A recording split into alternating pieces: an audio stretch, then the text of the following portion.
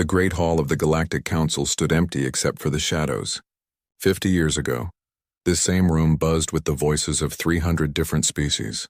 Representatives from across the galaxy would gather here to discuss trade, solve disputes, and build a better future together. Now only 47 species remained, and most of them sat in silence. Ambassador Kethvar adjusted his green scales nervously as he watched the Zephyrian soldiers march into the chamber. Their black armor made clicking sounds against the marble floor. Each soldier stood 8 feet tall with 4 arms and faces that looked like metal masks. They carried weapons that could turn a person into dust in seconds. The Saurian diplomat remembered when his people first joined the council 60 years ago. Back then, the humans had greeted them with warm smiles and helped them set up their embassy. The humans always seemed to know what to say to make everyone feel welcome. They had a way of bringing different species together, even when they disagreed about important things. But the humans were gone now. They had simply vanished one day 50 years ago without any explanation. Their ships had disappeared from space. Their colonies had been abandoned. Even their home world of Earth had gone silent. Some said they had been destroyed by an unknown enemy. Others believed they had found a new galaxy to explore.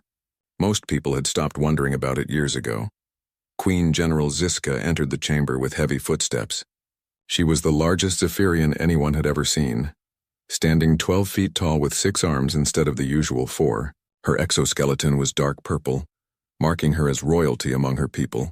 Behind her walked 20 more soldiers, their weapons ready. "Sit down, all of you," Ziska commanded in her harsh voice.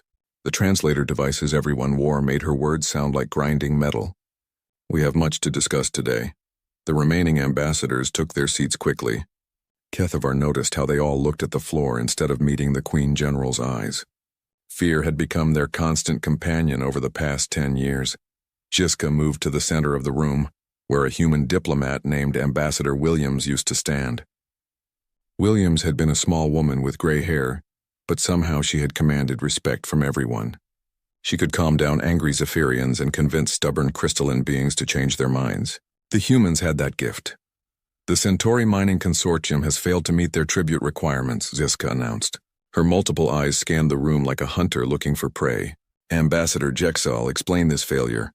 A small blue creature with tentacles for arms stood up shakily.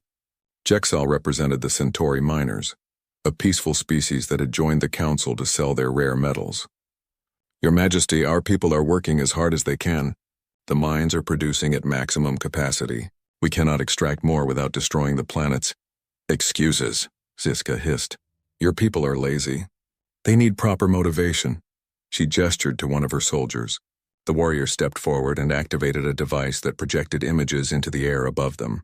The pictures showed Centauri workers in metal cages, digging with their bare hands while Zephyrian guards watched over them. "These are your new work sites," Ziska explained with satisfaction. "Much more efficient than your old methods. Production has increased by 200% since we implemented proper supervision." Jexal's tentacles trembled. "Those are slave camps. You promised the council that you would only provide security assistance." "I provided exactly what your people needed," the Queen General replied coldly. "Results." Kethvar felt sick looking at the images. He remembered when the Zephyrians first appeared in council space 15 years ago. They had seemed aggressive but not necessarily evil. Their representatives claimed they only wanted to help maintain peace and order in the galaxy. Many species, tired of constant small wars and pirate raids, had welcomed the offer. The Zephyrians had been clever about their conquest. They never attacked directly. Instead, they offered protection services to smaller species. When pirates threatened trade routes, Zephyrian ships would arrive to drive them away. When disputes arose between neighboring worlds, Zephyrian mediators would step in to find solutions. Slowly, species became dependent on them. Then the bills started arriving. Protection services cost money. Mediation required payment. Species that could not pay found their protection withdrawn at convenient moments. Pirates would attack just days after Zephyrian ships left the area. Disputes would flare up again without Zephyrian mediators. The message became clear: pay or suffer. "Ambassador Kethvar," Ziska's voice cut through his thoughts. "Your people have been discussing reduction of their security contributions. This concerns us." The Saurian diplomat stood slowly. His people were one of the few species that still had some independence, mainly because their world was far from major trade routes, and produced little of value to the Zephyrians. But even that small freedom was now under threat. The Saurian Collective has never missed a payment, Kethavar said carefully. We have simply questioned whether the current rates are necessary. Our space has been peaceful for many years. Peace exists because we maintain it, Ziska replied. Remove our protection and chaos returns. Surely you remember the lessons of the Vegan uprising.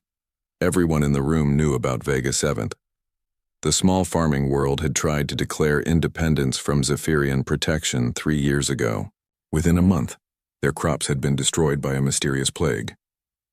Their water supplies had been contaminated by unknown toxins. Pirates had attacked their shipping routes daily. The planet had surrendered and agreed to triple tribute payments within 6 weeks. The Zephyrians claimed they had nothing to do with Vega 7's problems. They said they were simply too busy with other duties to provide protection. But everyone knew the truth. The timing had been too perfect to be coincidence. Of course, Your Majesty, Kethavar said quietly. The Saurian Collective values your protection highly. Good. Zisika turned to address the entire assembly. Now we come to the main purpose of today's gathering. Several species in the Outer Rim have been refusing our protection offers.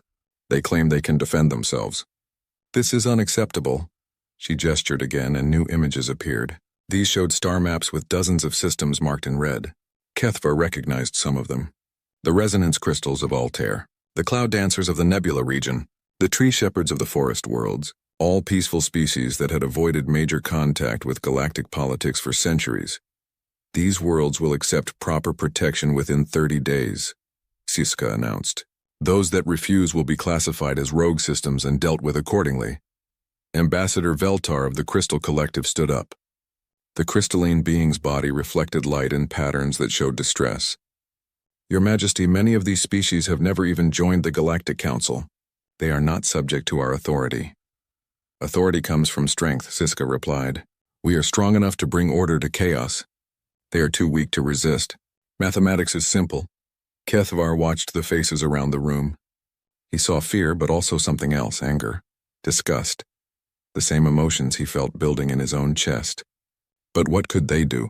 The species that had tried to resist the Zephyrians had been crushed quickly and brutally. Those that survived were now examples for others. The meeting continued for another 3 hours. More tribute demands, more threats disguised as protective offers, more systems marked for integration into the Zephyrian sphere of influence. By the time Ziska dismissed them, the galaxy had grown smaller and darker. As the ambassadors filed out of the chamber, Kethavar noticed several empty seats. The representatives of 6 species that had attended the last meeting were missing today. He did not need to ask what had happened to them. Some had fled to the Outer Rim. Others had simply stopped coming, knowing their voices no longer mattered. Walking back to his embassy, Kethavar passed through the old human district. The buildings stood empty, their windows dark. Dust covered the signs that once advertised human restaurants and shops. Nature was slowly reclaiming the carefully maintained gardens. He stopped at the memorial that someone had built for the missing humans. It was simple, a stone marker with words in several languages.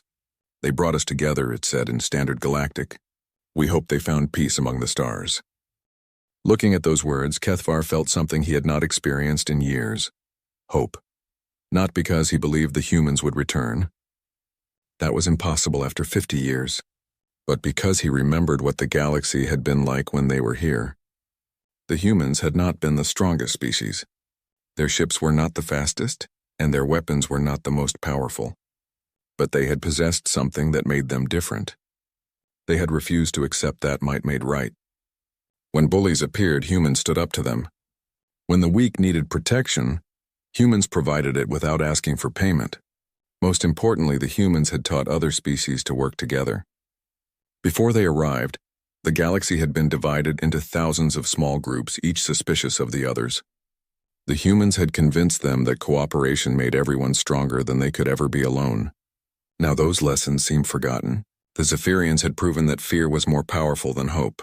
They had shown that individual species could not stand against organized strength. The galaxy was learning to accept that freedom was less important than safety, even if that safety came with chains. But in the deepest part of space, far from the Zephyrian patrols and council politics, something was watching. Automated stations that had been silent for 50 years continued their patient observations. They recorded every Zephyrian threat, every species that fled in terror, every world that fell under the shadow of forced protection, deep in hidden facilities that no living being had seen for decades. Machines maintained their vigil. They tended to systems that had been designed to run for centuries without intervention. They watched over chambers where time moved differently, where 50 years passed like a single breath. The galaxy had forgotten the humans, but the humans had not forgotten the galaxy. They slept the long sleep, but their electronic guardians never closed their eyes. Every act of Zephyrian cruelty was recorded. Every species that suffered was noted. Every world that needed help was marked for future reference. In the deepest vaults, where even the machines rarely went, quantum computers processed information at speeds that would have amazed the greatest scientists. They built models of galactic politics, tracking every change and predicting future developments. They calculated probabilities and planned responses to situations that had not yet occurred. The humans had not fled in fear or defeat. They had made a choice based on cold logic and long-term thinking.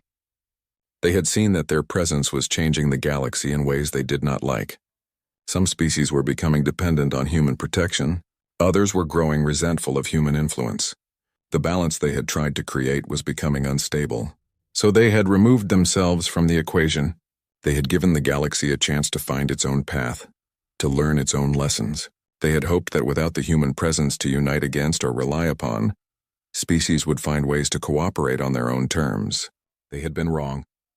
But they had planned for that possibility too. As Kethvar returned to his empty embassy, as Queen General Ziska planned new conquests, as species across the galaxy prepared for another day of fear and submission, the silent watchers continued their work. Numbers were calculated. Projections were updated. Somewhere in the depths of space, a decision was approaching. The long sleep would not last forever.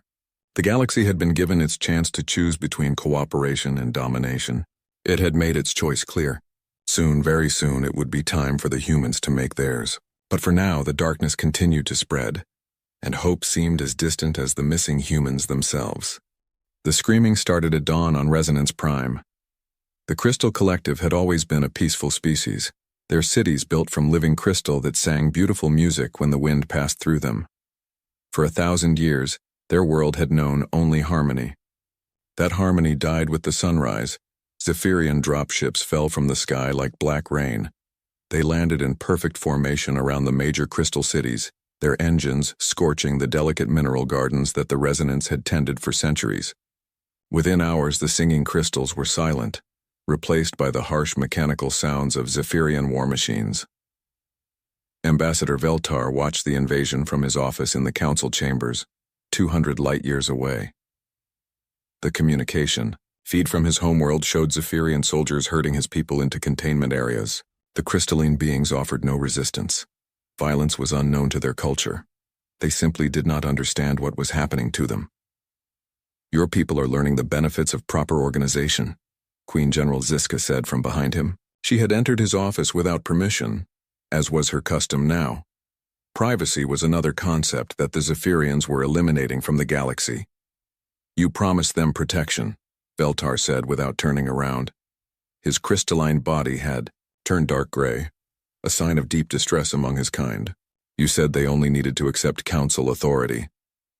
They are being protected, Ziska replied with amusement. Protected from their own inefficiency. Your people spent too much time singing and not enough time working. We are correcting that imbalance.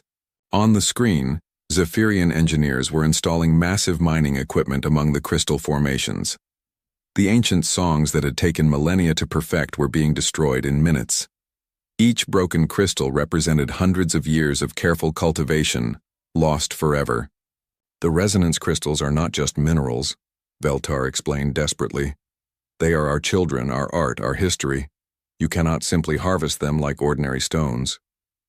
We can harvest whatever produces value, Ziska corrected him. Your crystals will power Zephyrian communication networks across the galaxy, a much better use than making pretty sounds for tourists.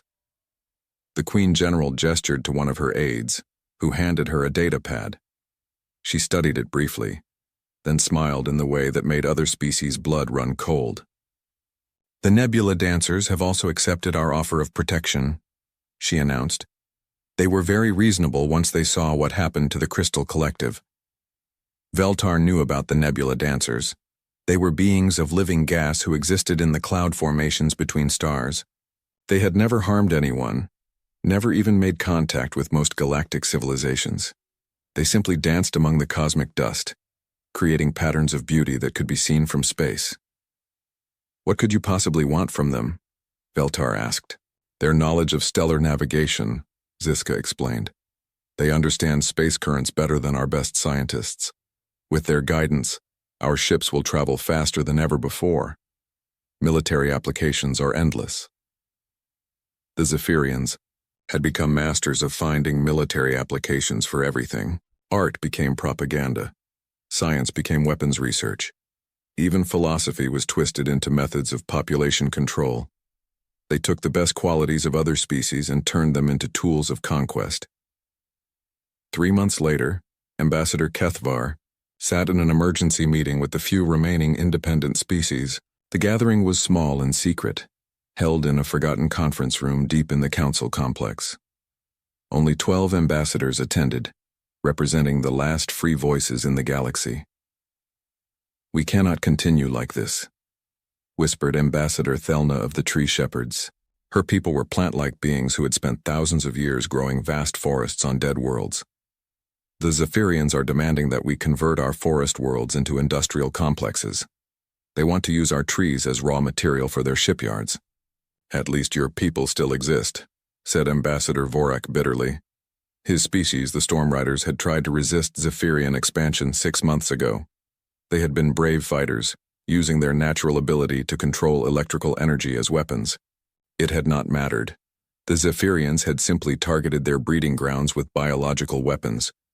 Only a few thousand Storm Riders remained, scattered across the galaxy as refugees. Kethvar looked around the small group and saw his own fear reflected in their faces. These were the survivors, the species that had been too small, too far away, or too useful to be completely destroyed. But their time was running out. "Has anyone heard from the Outer Rim colonies?" he asked quietly. "The worlds that fled council space?" The answers came in whispers and shaking heads. The Freehaven colony had gone silent 2 weeks ago. The independent mining consortium had stopped all communications. Even the notorious pirate bases that operated beyond council authority had vanished without explanation. "They are hunting down everyone who refuses to submit," Thelna said. "Distance means nothing to them. They have ships we have never seen before, technology that makes their old vessels look primitive." It was true. The Zephyrian fleet had grown enormously over the past year. New ship designs appeared regularly, incorporating technologies stolen from conquered species, crystal-powered engines from the Resonance Collective, navigation systems based on Nebula Dancer knowledge, weapons that used Storm Rider electrical techniques. Each conquest made them stronger. "We need help," Vorak said desperately. "Someone has to stop them before they control everything." "Who?" Kethvar asked. "What species in the galaxy has the strength to challenge them now? They have absorbed the best qualities of dozens of civilizations. Their military grows stronger every day." The room fell silent. Everyone knew the answer, but no one wanted to say it out loud.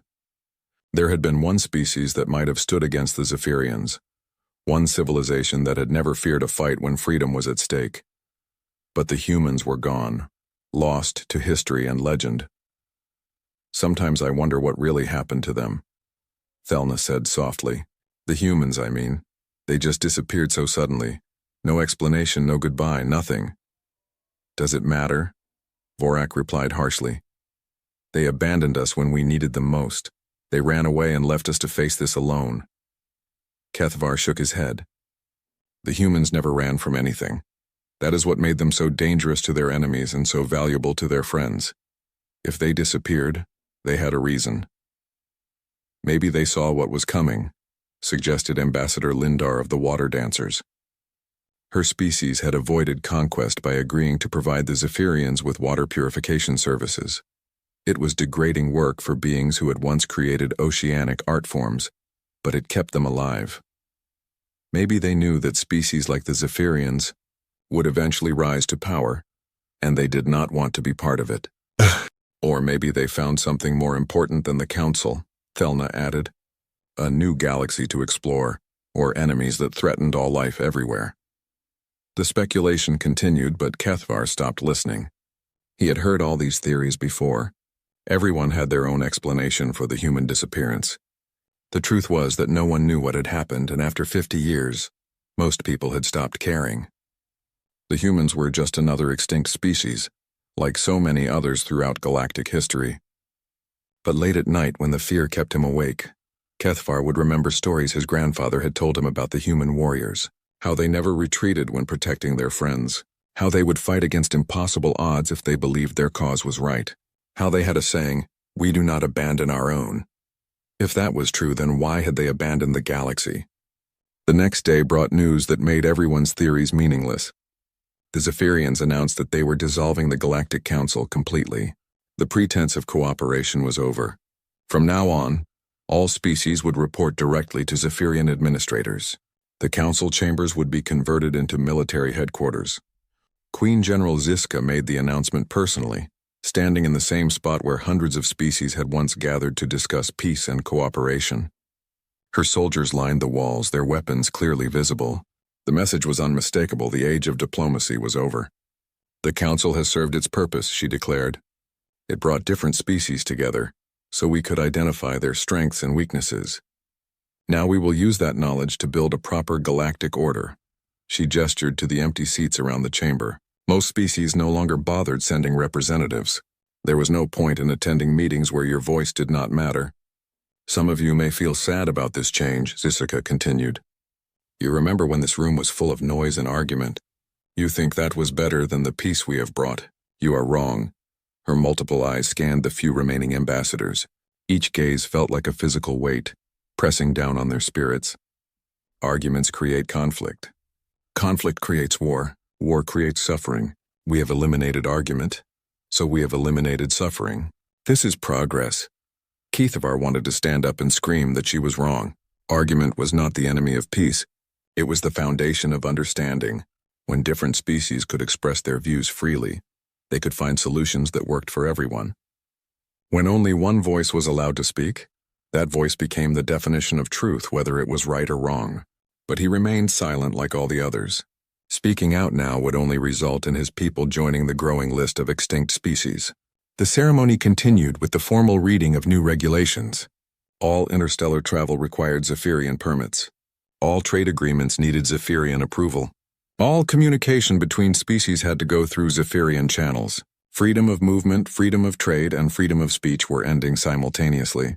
You may wonder how we will manage such a large galaxy with so few Zephyrian administrators, Ziska said near the end of her speech. The answer is simple. We will not manage it ourselves. Each species will police its own people according to our guidelines. Those who fail to maintain proper order will be replaced by species that can. The threat was clear. Any world that caused trouble would see its population replaced by more cooperative beings from other planets. The Zephyrians had enough conquered species now to make this possible. They could move entire populations around like pieces on a game board. As the ambassadors filed out of the chamber for the last time, Kethvar noticed something that made his blood run cold. Zephyrian technicians were already removing the translation devices from each seat. Soon only Zephyrian language would be spoken in this room. All other voices would be silenced forever. Walking through the corridors that had once bustled with diplomatic activity, Kethvar saw workers covering the walls with Zephyrian symbols. The beautiful artwork that different species had contributed over the decades was being painted over with harsh black and purple designs. Even the architecture of cooperation was being erased. That night, alone in his embassy, Kethvar tried to contact his homeworld. The communication channels were full of Zephyrian oversight programs now. Every word he spoke would be recorded and analyzed. Privacy had become another casualty of the new order. Report your status, came the automated message in Zephyrian language. Ambassador Kethvar reporting, he replied in Standard Galactic, though he doubted anyone still cared about the old diplomatic protocols. Switch to Zephyrian language for official communication, the system demanded. Kethvar closed his eyes and made a decision that would haunt him for the rest of his life. He switched to the harsh mechanical language of his conquerors. Outside his window, the lights of the council district were going out one by one. Each darkened building represented another species that had given up hope. Soon this entire section of the station would be empty except for Zephyrian administrators and the few collaborators they needed to maintain order. But in the deepest parts of space, far from Zephyrian sensors and beyond their expanding empire, other lights were beginning to shine. Lights that had been waiting patiently for 50 years, maintaining systems that most of the galaxy had forgotten existed. Lights that belonged to the species everyone assumed was extinct. The humans had been watching. They had seen every conquest, recorded every atrocity, and calculated the cost of every Zephyrian victory. Their electronic guardians had been patient observers, but patience was not the same as inaction. Deep in their hidden facilities, machines were beginning to activate systems that had been dormant for half a century. The galaxy had made its choice between freedom and security. It had chosen to accept chains in exchange for safety. The humans had given everyone the opportunity to prove that cooperation was possible without their guidance. That experiment had failed completely. Soon, very soon, it would be time to remind the galaxy what real strength looked like when it was used to protect the innocent instead of enslaving them. The Zephyrians had spent 50 years learning how to conquer through fear. They were about to discover what happened when that fear met a species that had never learned how to surrender. Deep in the Kepler Nebula, where stellar dust made detection nearly impossible, the artificial intelligence designated Atlas 7 completed its 50-year analysis. The massive quantum computer had been processing data continuously since the humans entered their long sleep, watching the galaxy change through millions of sensors and listening posts scattered across space. The results were worse than even the most pessimistic projections had predicted. Atlas 7 had been designed by the finest human minds to think beyond normal timescales. Where most species planned in years or decades, humans had learned to think in centuries. The artificial intelligence had been given one simple directive: determine when the galaxy needed the humans to return. For 5 decades, it had watched civilizations rise and fall. It had recorded the Zephyrian expansion with cold precision, documenting every conquest and cataloging every atrocity. It had seen species flee to the outer rim only to be hunted down by improved Zephyrian technology. It had watched the slow death of freedom across thousands of worlds. The AI's calculations were complete. The galaxy had failed the test. In the depths of Facility Prime, buried beneath 3 miles of asteroid rock, Admiral Sarah Chen felt the first stirring of consciousness in 50 years. The cryo chamber around her began its revival sequence with a soft hum that had been silent since she had last closed her eyes in 2387. She had been 45 years old then, a career military officer who had never expected to live to see the year 2437. The awakening process was gentle but thorough. Nanomachines in her bloodstream began repairing the minor cellular damage that even the best cryosystems could not completely prevent. Her brain chemistry was carefully rebalanced as neural pathways that had been dormant for half a century slowly came back online.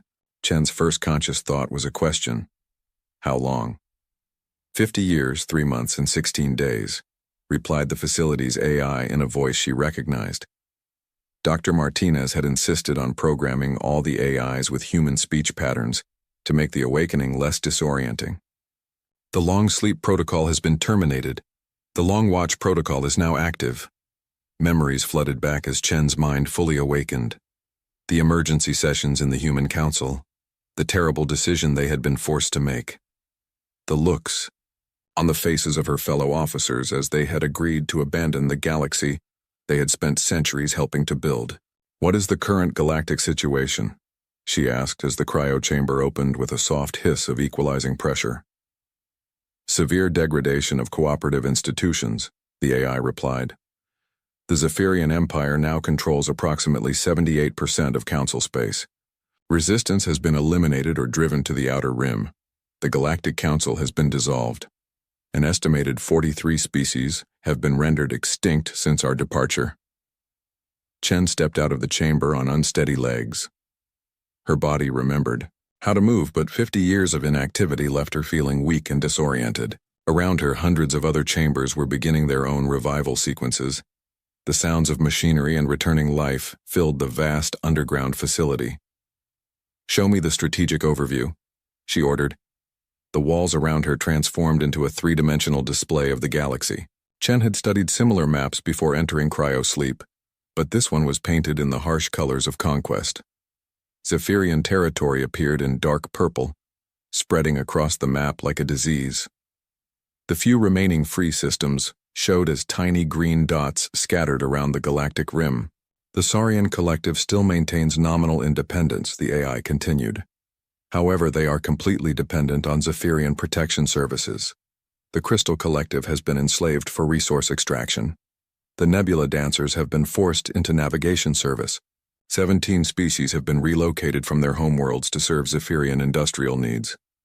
Chen studied the map, with the eyes of someone who had spent 30 years planning for this exact scenario. The humans had not disappeared randomly. Every aspect of their withdrawal had been carefully calculated to give other species the best possible chance of maintaining peaceful cooperation. They had removed themselves as a potential threat that other species might unite against. They had eliminated human military power that some civilizations had become dependent on. They had given the galaxy space to grow and develop its own solutions to conflict. The experiment had been a complete failure. "Activate Revival Protocol 7, Chen ordered. "Begin awakening senior staff and department heads. I want a full briefing in 6 hours." Around her, the facility came alive with activity. Humans began emerging from cryo chambers throughout the complex, their faces showing the same mixture of disorientation and grim determination that Chen felt. These were not ordinary colonists or civilians. Every person in Facility Prime was a specialist selected for their expertise in warfare, diplomacy, or administration. Chen walked through corridors that had been empty for 50 years, past rooms full of equipment that had been maintained by automated systems throughout the long sleep. She paused at a window that looked out into space where stars that had seemed distant when she went to sleep now felt like old friends welcoming her home. "Admiral Chen?" The voice belonged to Colonel Torres, her former chief of staff. He looked exactly as she remembered him, preserved by the same cryo systems that had kept her young. Only his eyes showed the weight of what they had all given up to make this plan work. "It's good to see you, Miguel," Chen replied. "How are you feeling?" "Like I went to sleep 50 years ago and woke up in a nightmare," Torres answered honestly. "The briefing files are terrifying. The Zephyrians have conquered more territory than the old hegemony wars ever touched." Chen nodded grimly. The hegemony wars had been the last great galactic conflict before humans joined the Council. They had lasted 300 years and left entire sectors uninhabitable. The humans had helped create the Council system specifically to prevent such conflicts from happening again. "The difference is that the hegemonies fought each other," Chen pointed out. "The Zephyrians have no opposition. They've created the first true galactic empire in recorded history." Other senior officers began arriving in the briefing room. General Park, who had planned defensive strategies for 100 different species. Captain Rodriguez, the best intelligence officer in human space.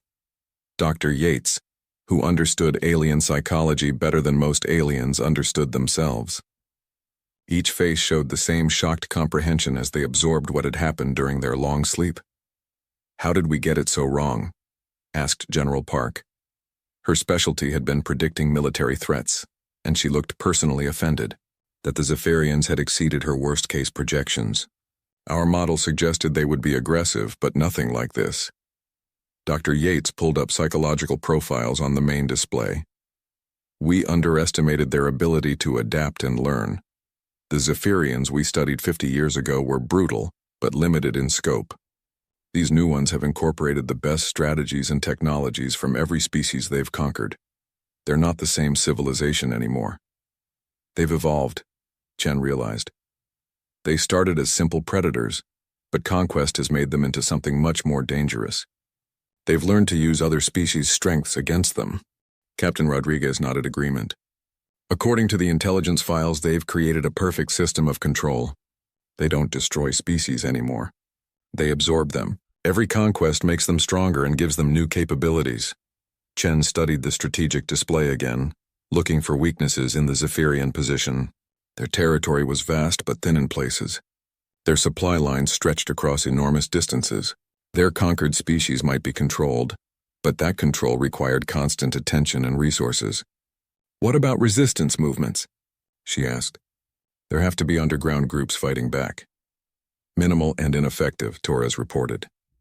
The Zephyrians learned from early mistakes. They relocate entire populations to break up cultural connections. They mix species together so no group can organize effectively. They use conquered species as administrators for other conquered species, creating artificial divisions. "Divide and conquer," Chen said. "One of the oldest strategies in history, but they've perfected it." Dr. Yates highlighted sections of the psychological analysis. "The most disturbing part is how they've convinced most species that resistance is hopeless. They've created a culture of submission that reinforces itself. People believe that Zephyrian rule is inevitable, so they don't even try to fight back." Chen had seen this before in human history. Totalitarian systems that made their own existence seem like natural law. The key to breaking such systems was proving that resistance was possible, that the seemingly invincible enemy could be defeated. "How many facilities like this one are still operational?" she asked. 17 confirmed, 3 more probable," Torres replied.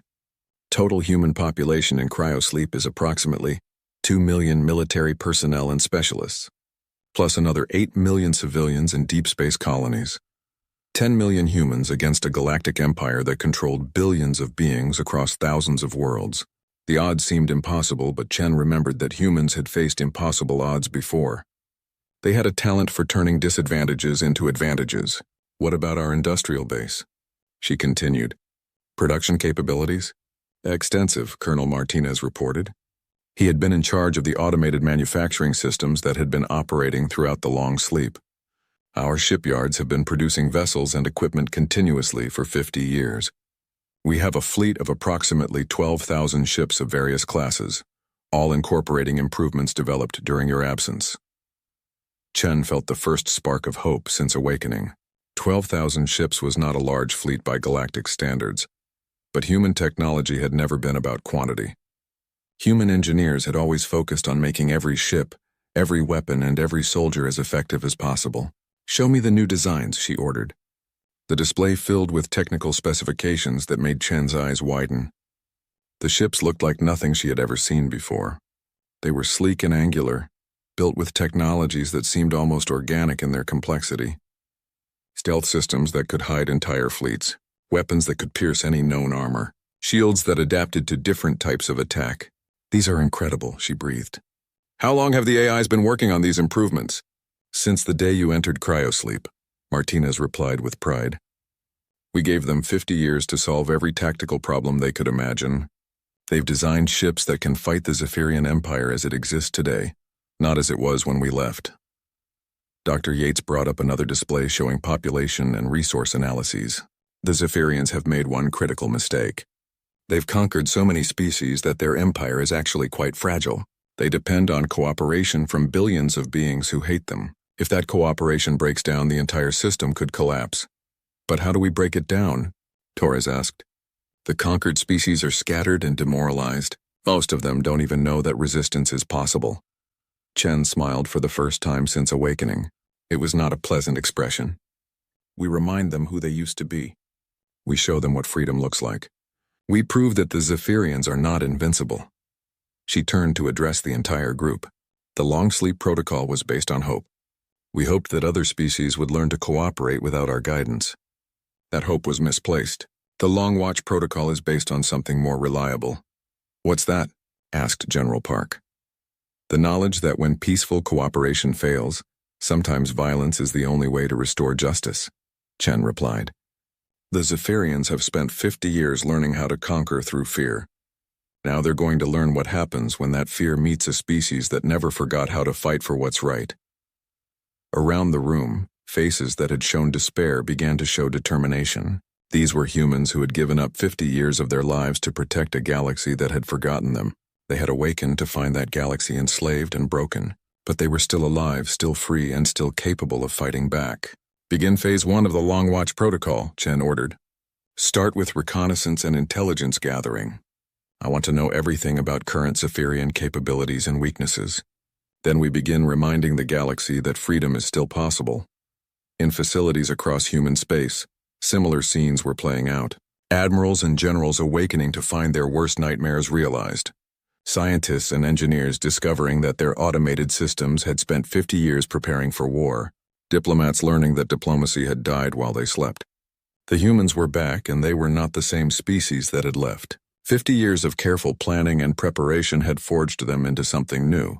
They had always been warriors when necessary, but now they were warriors with a purpose that transcended their own survival. The galaxy had chosen submission over freedom. It had accepted chains in exchange for safety. But the humans had never learned to accept injustice, no matter how powerful the forces that enforced it. The Zephyrians had created the perfect galactic empire. They were about to discover that perfection was just another word for brittleness, and that even the mightiest structures could shatter when struck by someone who remembered what they were fighting for. The first sign that something had changed came on a Tuesday morning in Zephyrian space. Commander Vexthi was reviewing supply reports from the Centauri mining operations when his communication systems went completely silent. Not damaged or jammed, but simply quiet in a way that made his exoskeleton crawl with unease. "Communications officer," he barked to his subordinate. "Why are we not receiving updates from Mining Station 7? The younger Zephyrian checked his instruments nervously. "Sir, all communication channels are functioning normally. Mining Station 7 is simply not responding to our calls." Vexthi's forearms tapped against his command chair in irritation. Mining Station 7 processed rare metals essential for Zephyrian ship construction. Any interruption in production would reflect poorly on his performance record. And Queen General Ziska had been executing commanders who disappointed her lately. "Send a patrol ship to investigate," he ordered. "I want answers within the hour." The patrol ship reached Mining Station 7 40 minutes later. The facility appeared normal from the outside. Its lights were on, its equipment was running, and its defensive shields were operational. But when the patrol ship tried to dock, they found the station's communication arrays had been surgically removed. Not destroyed by weapons fire, but carefully disconnected by someone who understood exactly how Zephyrian technology worked. Inside the station, they found the Zephyrian guards unconscious but unharmed. The Centauri workers were missing, along with all the processed metals from the past month. Security recordings showed nothing but static during the 12-hour period when the theft had occurred. Similar reports began reaching Zephyrian command centers across the galaxy over the following weeks. Supply convoys would arrive at their destinations to find their cargo holds empty, though the seals had never been broken. Communication relays would fall silent for hours before resuming operation, with no explanation for the interruption. Patrol ships would report sensor ghosts that appeared and disappeared too quickly to identify. Queen General Ziska listened to these reports with growing fury. Her empire had run with perfect efficiency for years, and now mysterious technical failures were occurring daily. Worse, the failures seemed to be getting more sophisticated. "How do supply containers disappear from sealed cargo holds?" she demanded of her chief engineer. "How do communication arrays vanish without triggering any security alerts?" Engineer Prime Colvin studied the data with obvious confusion. "The techniques being used are beyond our current understanding, Your Majesty. Whoever is responsible has technology we have never encountered." "Technology from which species?" Ziska asked dangerously. "We have conquered everyone with advanced capabilities. The remaining free systems barely have spaceflight." "That is what troubles us," Colvin admitted. "The energy signatures we are detecting do not match any known species in our databases. But they do match theoretical projections from some of our oldest intelligence files." "Show me." The engineer activated a holographic display that showed energy patterns and technological signatures.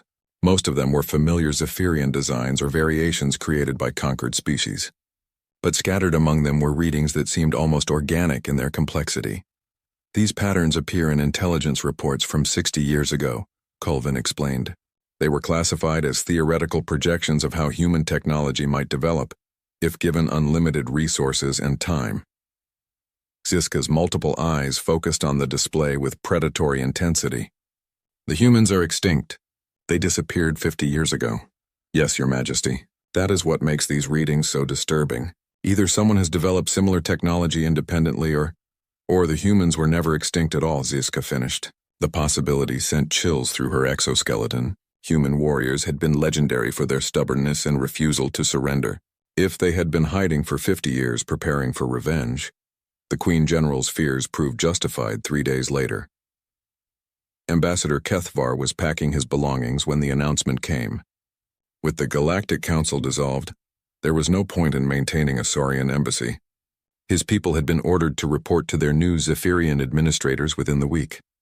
He was sealing the last container of documents when every screen in the building activated simultaneously. The displays had been shut down for days, but they turned on by themselves, all showing the same image. It was a flag that Kethvar had not seen for 50 years. Blue background with white stars arranged in the pattern of Earth's night sky, and in the center, the green and brown shape of humanity's homeworld. The flag of the Terran Federation, displayed with digital clarity that made it seem to glow with life. Below the flag, words appeared in every major galactic language. The message was simple: "We're back." Across the galaxy, the same message appeared on every screen, every communication device, and every information display simultaneously. Zephyrian security systems tried desperately to block or trace the signal, but it passed through their defenses as if they did not exist.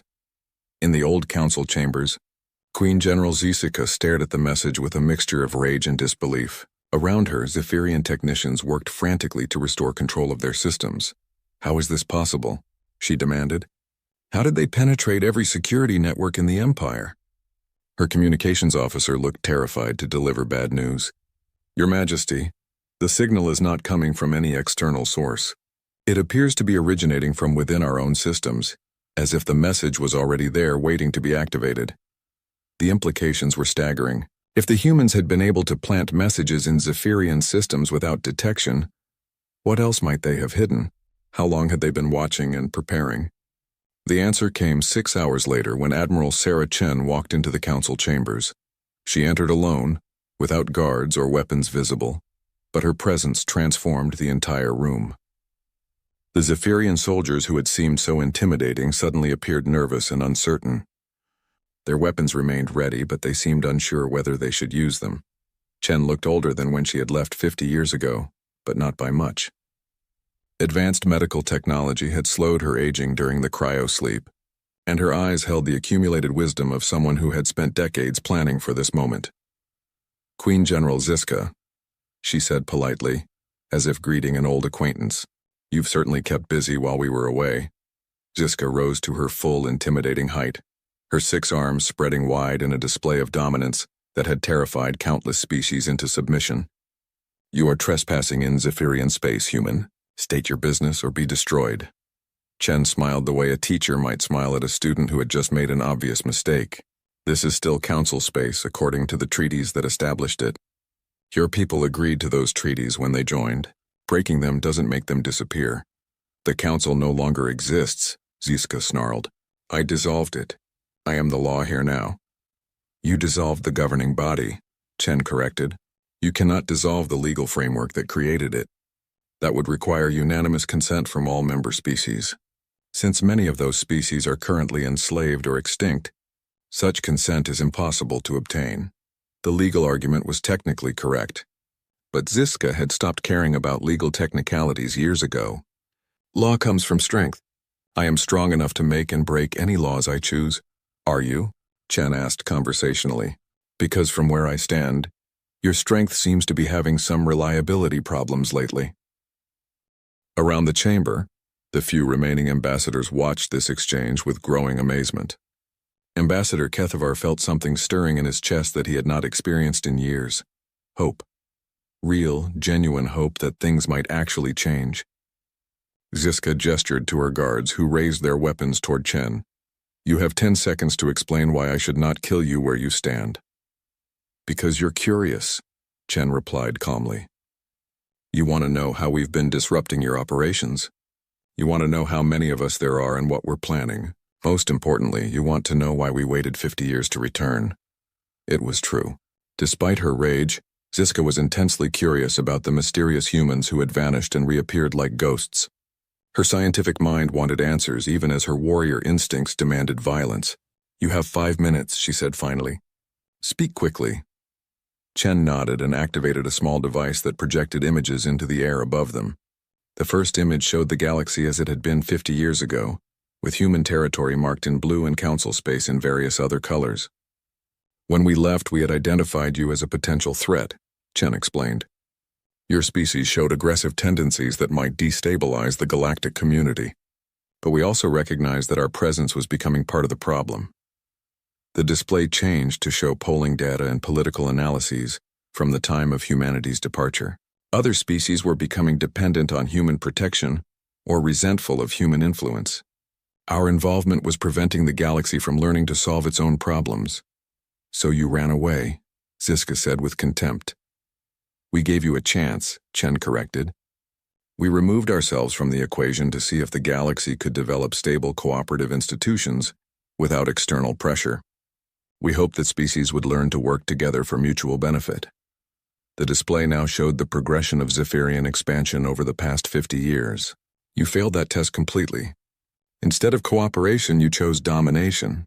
Instead of building something better, you destroyed everything we had worked to create. Ziska's exoskeleton rattled with anger. We brought order to chaos. We eliminated the weakness that made species vulnerable to stronger predators. You became the predator, Chen replied. You proved that without someone watching. Some species will always choose to take rather than build, to destroy rather than create. The Queen General leaned forward, her massive form looming over the human admiral. And what do you think you can do about it now? Your species abandoned this galaxy 50 years ago. Whatever strength you once had is gone. We control hundreds of worlds and billions of beings. You are nothing. Chen's expression never changed, but something in her eyes made the Zephyrian guards take an involuntary step backward. We gave the galaxy 50 years to prove that cooperation was possible without our guidance. That experiment has concluded. The results were unsatisfactory. She touched her device again and new images appeared. These showed Zephyrian supply lines, military bases, and communication networks. Each one was highlighted with red indicators showing vulnerabilities and points of failure. While you were conquering the galaxy, we were studying you. Every move you made, every strategy you employed, every technology you stole from other species. We've spent 50 years learning everything about how your empire works. The images became more detailed, showing the exact locations of critical infrastructure and the precise timing of supply deliveries. It was information that should have been impossible for outsiders to obtain. We know about the biological weapons you used on the Storm Riders, Chen continued. We know about the forced relocations that broke up resistance movements. We know about the quotas that keep your conquered species too busy to organize. We know everything. Ziska felt the first stirring of real fear. The level of intelligence that the humans had gathered was beyond anything she had thought possible. They knew secrets that even some of her own officers were not aware of. Knowledge is not strength, she said, but her voice lacked its previous confidence. Isn't it? Chen asked. Then why are your supply convoys experiencing mysterious failures? Why are your communication networks suffering random interruptions? Why are your most secure facilities reporting impossible security breaches? The Queen General's multiple eyes widened as understanding dawned. You have been responsible for the technical problems. We've been conducting reconnaissance, Chen confirmed. Testing your defenses, identifying weak points, preparing for the possibility that diplomatic solutions might not be sufficient. She gestured to her device one final time, and the display showed a simple message, 10 seconds. 10 seconds until what? Ziska demanded. Chen looked at her watch and smiled. Until you learn the difference between conquest and victory. Throughout Zephyrian space, supply depots that had been operating normally suddenly found their storage bays empty. Communication relays that had been functioning perfectly went completely silent. Transport ships discovered that their cargo holds contained nothing but air, despite sealed manifests showing full loads. In the space around the council station, shapes began appearing on sensor screens. At first they looked like sensor ghosts, but as the minutes passed, they resolved into something that made every Zephyrian officer's blood run cold. Ships, hundreds of them, appearing from nowhere with technology that made them invisible until they chose to reveal themselves. The designs were elegant and deadly, like nothing anyone had ever seen before. They surrounded the station in perfect formation, their weapons clearly visible but not yet targeted. Impossible, Ziska whispered. No fleet that large could approach without detection. Your sensors were detecting them, Chen explained calmly. We simply convinced your computers that they were background radiation. It's amazing what you can accomplish when you have 50 years to plan and unlimited resources to implement those plans. The Queen General looked around the chamber at her guards, her officers, and the handful of remaining ambassadors. For the first time in decades, she felt uncertain about the outcome of a confrontation. "What do you want?" she asked finally.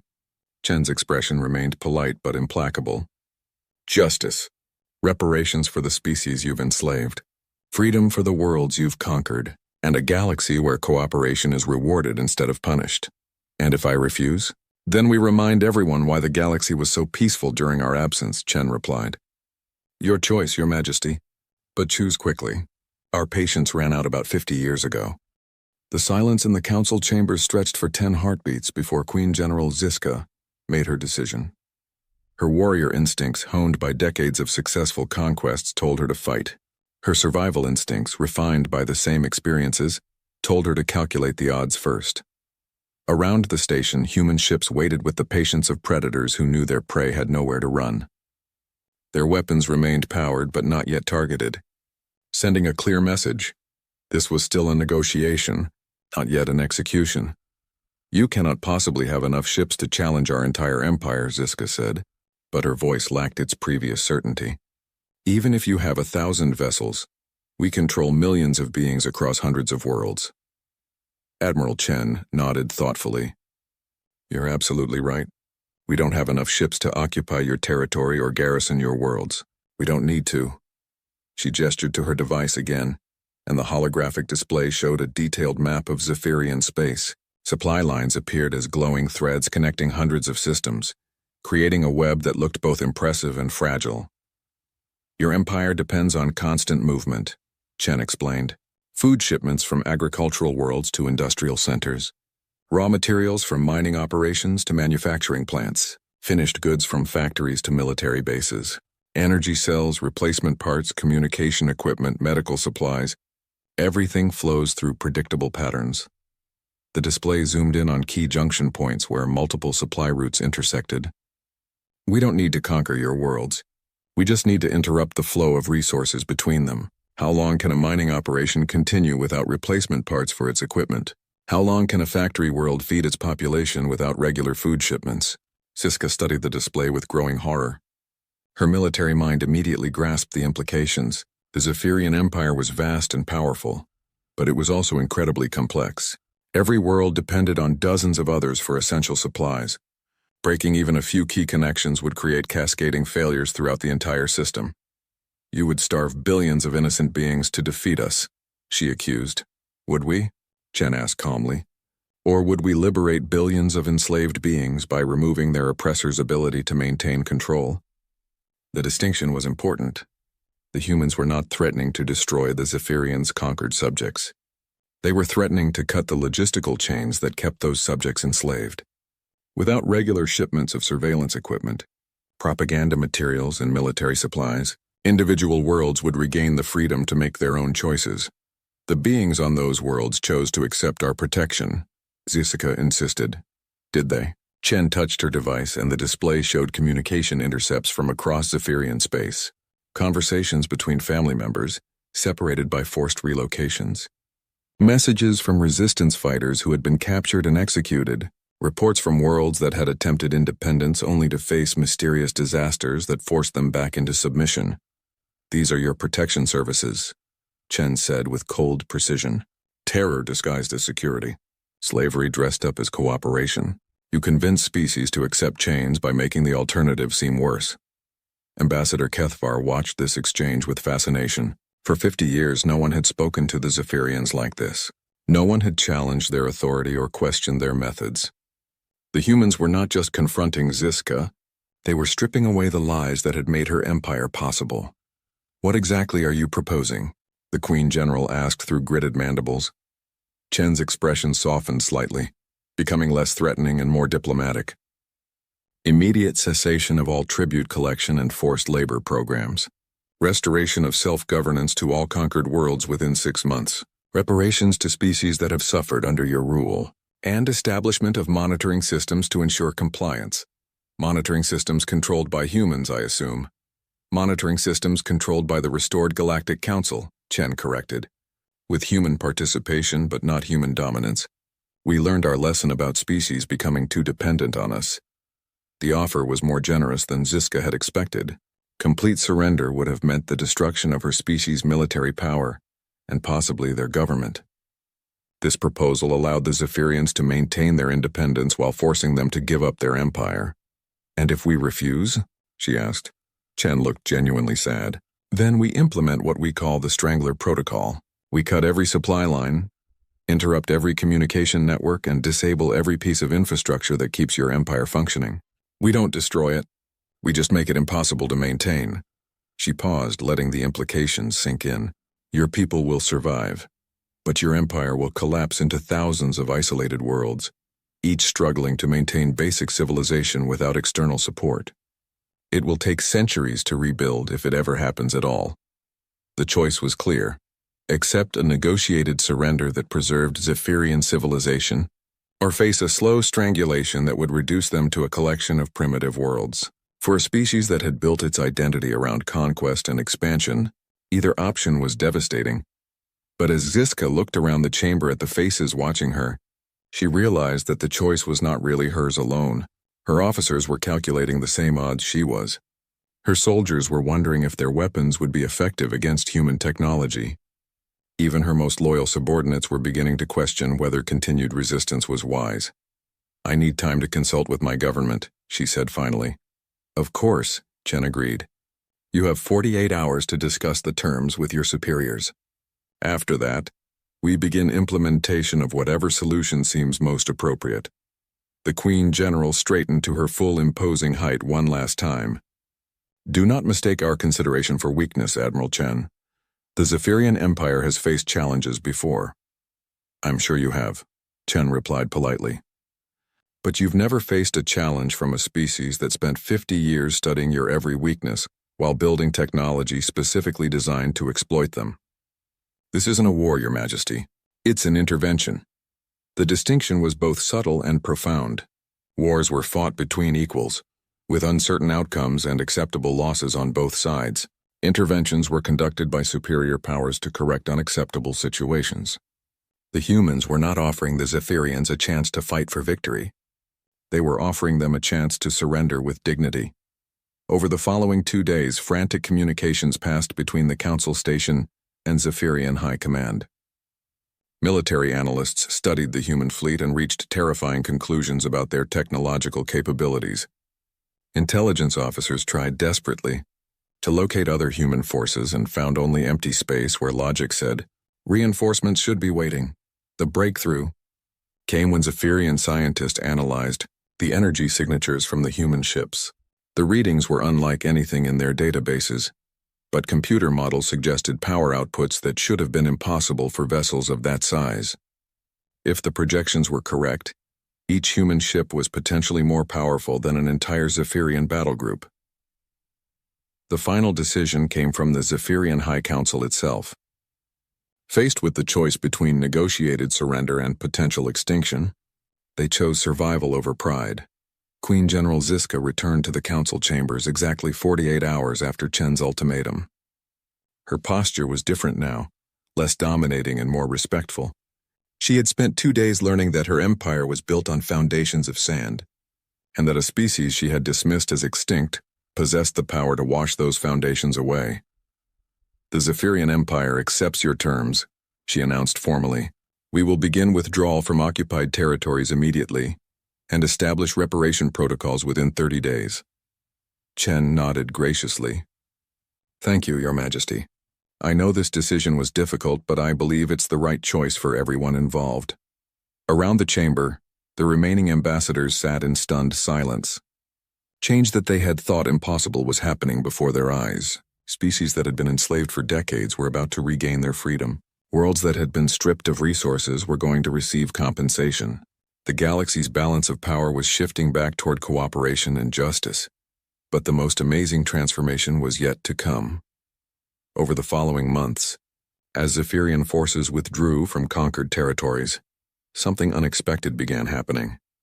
Instead of chaos and revenge, the liberated species began working together to rebuild what had been destroyed.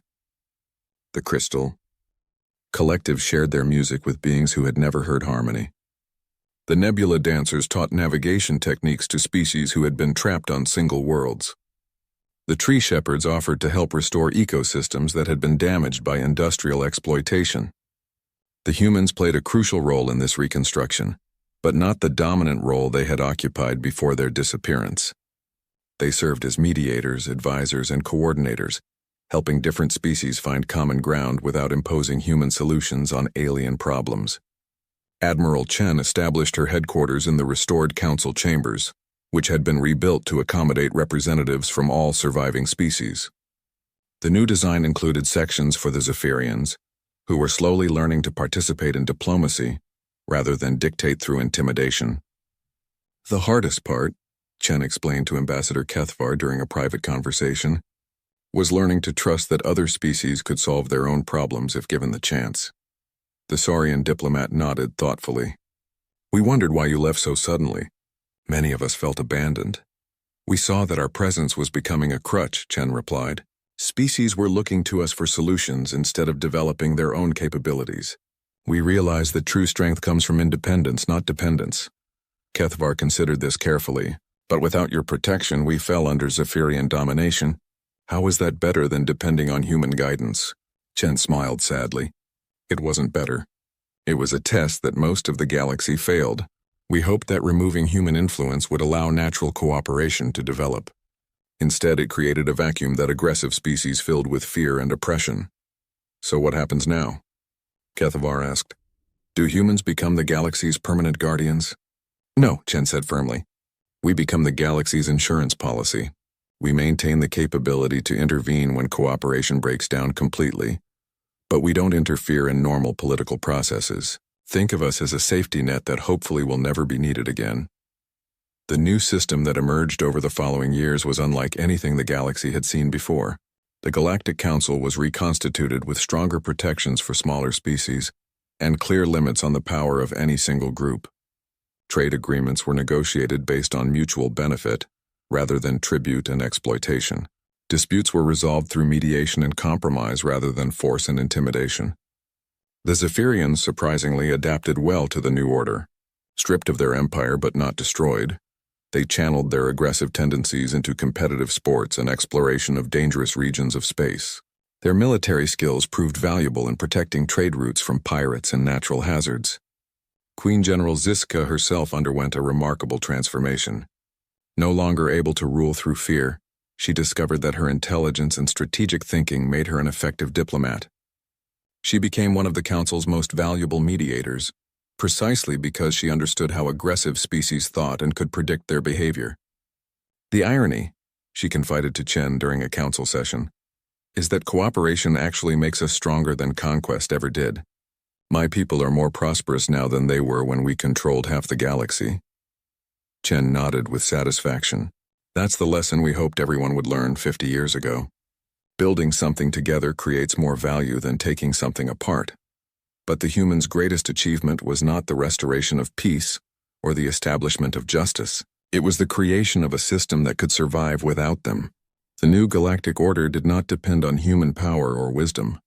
It was built on principles that any species could understand and institutions that everyone could participate in."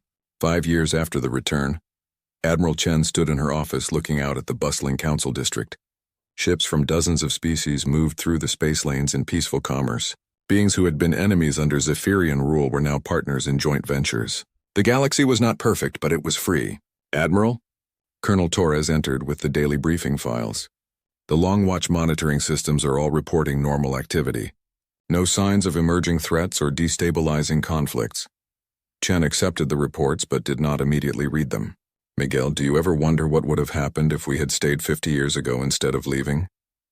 Torres considered the question seriously. The galaxy probably would have remained peaceful, but it would have been a different kind of peace. More dependent on us, less capable of maintaining itself. And when we eventually died or moved on, it would have collapsed anyway, Chen concluded. Sometimes the kindest thing you can do is let someone learn from their own mistakes. Even when those mistakes cost billions of lives? Chen's expression grew heavy. That's the burden of having the power to intervene. Every time you choose not to act, you become responsible for what happens afterward. But every time you do act, you prevent others from learning to act for themselves. She turned back to the window, watching a group of young beings from different species playing together in one of the station's parks. They were too young to remember the Zephyrian Empire or the terror it had brought. To them, cooperation was normal and freedom was a given. The galaxy passed its test eventually, she said quietly. It just took longer than we hoped and cost more than we wanted to pay. In her final log entry before stepping down as fleet commander, Admiral Chen wrote, "The Long Sleep Protocol has been officially terminated. The Long Watch Protocol will continue indefinitely, but with minimal interference in galactic affairs. We have learned that freedom cannot be given. It must be earned. Justice cannot be imposed. It must be chosen. And peace cannot be enforced. It must be built by those who will live within it. The galaxy is free again not because we freed it, but because it chose freedom over fear. That choice makes all the difference. That choice makes it permanent. We remain ready to help when asked, to defend when threatened, and to intervene when all other options have failed. But we will never again make the mistake of believing that our solutions are better than everyone else's, simply because they are ours.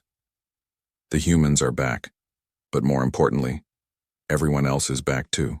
Back to the difficult, messy, beautiful work of building a civilization worthy of the stars. The galaxy had learned its lesson. The humans had learned theirs too.